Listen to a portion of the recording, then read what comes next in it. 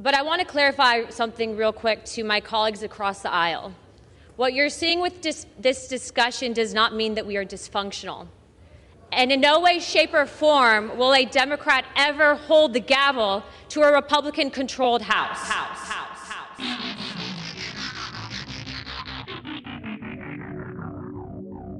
Hello and welcome to What the F*** Just Happened Today, your essential guide to the daily shock and awe in national politics.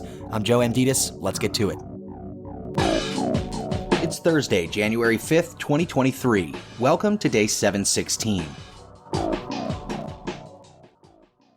The Biden administration expanded its use of a Trump-era COVID-19 immigration policy to immediately turn away migrants from Cuba, Haiti, Nicaragua, and Venezuela crossing the border from Mexico to claim asylum.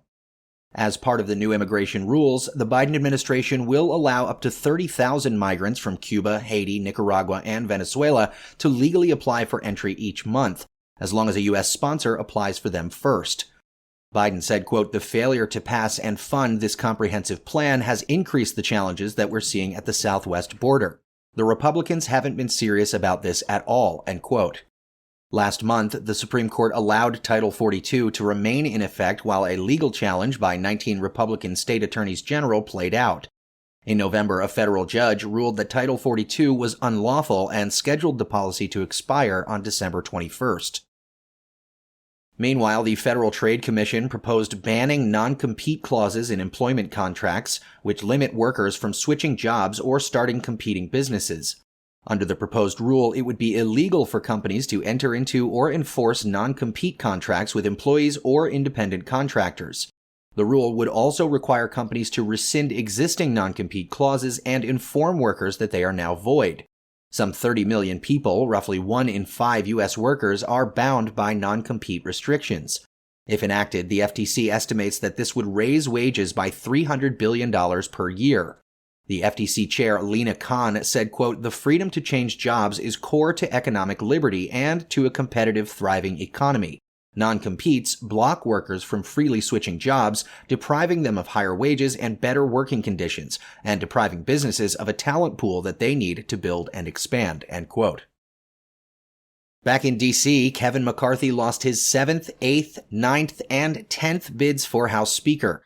In what has become the longest speaker contest in 164 years, McCarthy has started to make concessions that he previously ruled out to a group of 20 Republican lawmakers who continue to block his bid. McCarthy agreed to allow for one member to force a vote to oust the speaker, down from a previous threshold of 5, which is a change McCarthy said he wouldn't accept. Another demand was to put more members of the House Freedom Caucus on the House Rules Committee, which controls the legislation that reaches the floor. Until a speaker is chosen, the House cannot pass laws or swear in its members. Moving on, about 204,000 people applied for first-time unemployment benefits last week, down from the previous week's total by about 19,000, and below the pre-pandemic weekly average of 218,000. Companies, meanwhile, added 235,000 jobs in December, well above economists' expectation of 150,000 and the 127,000 reported in November. Meanwhile, the Federal Reserve says it expects interest rates to remain high for some time as it tries to bring down inflation.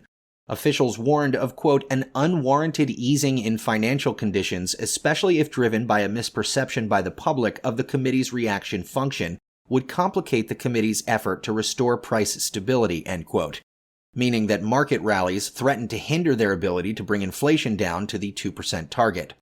Starting from near zero in March, the Fed raised interest rates to a target range of 4.25% to 4.5%, hitting its highest level in 15 years.